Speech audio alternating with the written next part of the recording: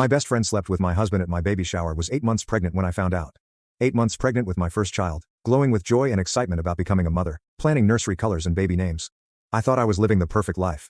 The discovery came through a text message. A single text message that wasn't meant for me.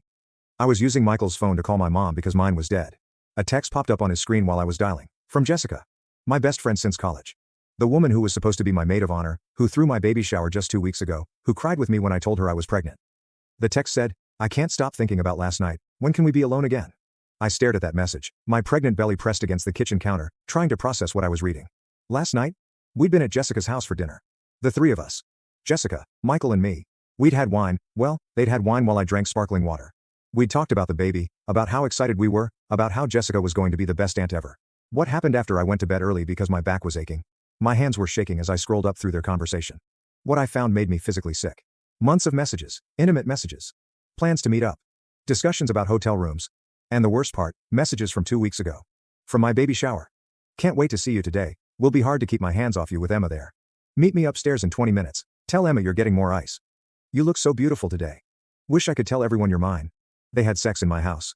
During my baby shower. While I was downstairs opening gifts for the baby I was carrying, my husband and my best friend were upstairs in my guest bedroom, betraying me in the worst possible way. I ran to the bathroom and threw up. Not morning sickness, pure, devastating heartbreak manifesting physically. I threw up until there was nothing left, then dry heaved while clutching the toilet bowl, my pregnant belly making it hard to breathe. I don't know how long I sat on that bathroom floor. Eventually, I heard Michael calling my name. Em? You okay? Did you reach your mom? I wanted to scream. I wanted to throw his phone at the wall. I wanted to confront him right then and there. But I couldn't move. I couldn't speak. I just sat there, 8 months pregnant, trying to process that the two people I loved most in the world had been betraying me for months. When I finally came out of the bathroom, Michael was watching TV on the couch. He looked up at me with concern. You look pale. Are you feeling all right? Is it the baby? The baby. Our baby. The baby I'd been so excited to raise with him.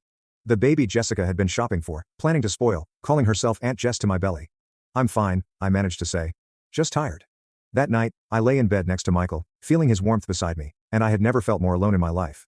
This man who I'd been with for 6 years, who I'd married in a ceremony where Jessica stood beside me as my maid of honor, who I was about to have a child with, he was a stranger.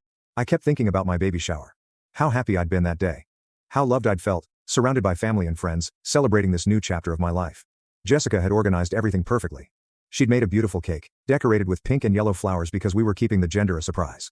She'd played games, taken pictures, made sure everyone had a good time, and while I was sitting in my living room, surrounded by loved ones, opening tiny onesies and baby blankets, she and Michael were upstairs destroying my world.